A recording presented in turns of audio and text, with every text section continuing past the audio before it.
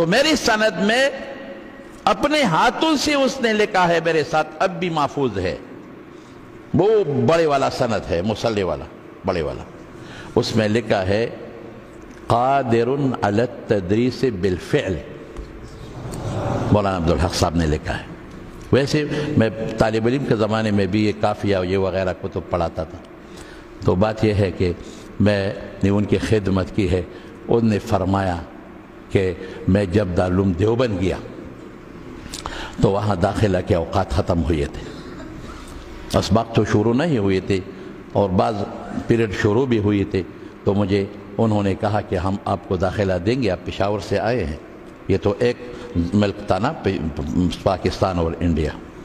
لیکن آپ کی لنگر کا اور کھانے کا بندوبست آپ کے خود اپنے ذمہ، آپ کے لیے جگہ تو ہے کہ مسجد میں آپ رہو، بستر یہاں پھیلاؤ، لیکن کھانے کا بندوبست پر ٹائم ختم ہو گیا ہے، ابھی داخلہ کا ٹائم ختم ہو گیا ہے، تو بس آپ کو داخلہ وغیرہ ہم دیں گے، لیکن روٹی وغیرہ کا بندوبست آپ کا اپنا ہوگا۔ یہ بہت سارے پٹھان لوگ جاتے تھے یہاں سے دارالعلوم دیوبند، یہ افغانی لوگ بھی جاتے ہیں۔ درمیان میں لطیفہ بھی سناؤ، میرے دادا نے کہا کہ ایک افغانی طالب العلم آیا تھا، افغانی طالب العلم، تو ان کو تو اردو نہیں آتی جیسے ہمارے جیسے اردو، گلاپی اردو ہے نا ہماری، گلاپی اردو، تذکیر و تاریخ کا فرق تو ہم کر نہیں سکتے۔ بادشاہ خان جو پوری دنیا میں گھوما پھرا تھا نا، بادشاہ خان، خان عبدالغفار خان، اٹک میں ایک دفعہ تقریر کر رہے تھے تو اس نے کہا میرا قوم، تو کسی نے کہا کہ حضرت قوم مؤنث ہے، آپ نے میرا قوم کہا، یہ میرا قوم نہیں میری قوم کہو، تو اس نے سرحد کی طرف، اسی وقت سرحد تھا، یہ ہاتھ اٹھایا اور کہا کہ بھئی میرا قوم مذکر ہے، اگر آپ کی مؤنث ہو تو آپ مؤنث کریں۔ تو افغانی طالب العلم جب آیا تو اس نے ناظم صاحب کو کہا کہ میں آپ کے ساتھ دخول کرنا چاہتا ہوں۔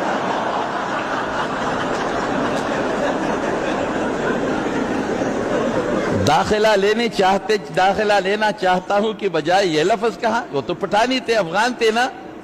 یہ بات تو میری منہ سے تو نکل گئی، لیکن حضرت صاحب اس کے پیچھے بھی پر اپنے تقاریر میں مذاق اڑائیں گے پٹھانوں کی اردو کا۔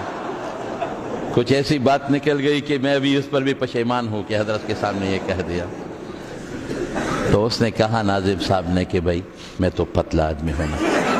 بہت پتلا ہوں، خدا را مجھ پہ رحم کرو نا، وہ موٹا مولوی جو ہے جاؤ اس کے ساتھ دخول کرو۔ تو دارالعلوم دیوبند میں جب مولانا عبدالحق صاحب رحمہ اللہ داخلہ کے لیے تشریف لے گئے تو انہوں نے کہا کہ مسجد میں آپ اپنے بستر کو رکھو اور روٹی وغیرہ کا بندوبست اپنا کرو، ابھی ہمارے ساتھ جو انتظامات ہیں بس ان طلباء کے لیے زیادہ نہیں۔ اس نے فرمایا کہ میں بہت پریشان ہو گیا کہ بھئی میرے ساتھ تو اس نے پیسے بھی نہیں کہ ہم بازار سے کھانا منگوا لیں، اور یہ ہمارے پٹھانوں کا جو وظیفہ کا سسٹم ہے یہ تو وہاں ہے نہیں، کیا کریں۔ تو ایک آدمی، ایک لڑکا تھا میرے ساتھ، وہ آیا، میری پریشانی دیکھ کر کہا کہ کیوں پریشان لگتے ہو، میں نے سارا ماجرا سنایا۔ تو اس نے کہا کہ اگر آپ کی نصف روٹی پہ گزارا ہوتا ہے اور تھوڑی سی سالن تو میں آپ کو روزانہ کے حساب سے لا دوں گا۔ میں نے کہا ٹھیک ہے، پورے سال اسی طالب العلم دے نصف روٹی اور تھوڑا سا دال وغیرہ ایک پیالی میں مجھے صبح اور شام کو وہ لاتا تھا اور میں کھاتا تھا۔ کہاں پوچھو نہیں کہ کہاں سے لاتے ہو۔ جب سال گزر گیا اور وہ بندہ بھی قندہاری تھا، قندہار کا تھا، سال کے بعد میں نے پوچھا کہ آپ نے یہ نصف روٹی اور یہ نصف پیالہ دال کہاں سے مجھے دے دیا؟ اس نے کہا کہ میرے لیے دارالعلوم دیوبند سے ایک روٹی مقرر تھی، ایک پیالہ دال، تو میں نے آپ کے ساتھ بانٹ لیا، نصف آپ کا اور نصف میرا۔ یہ تھے طالب العلم۔ میں نے کہا وہ قندہاری طالب العلم وہ ابھی ہوگا یا نہیں ہوگا، کہ اتنا خوش قسمت کہ اس کی آدھی روٹی پر شیخ الحدیث مولانا عبدالحق جیسی شخصیت پیدا ہو گئے، یہ وہ گزارا کرتے تھے۔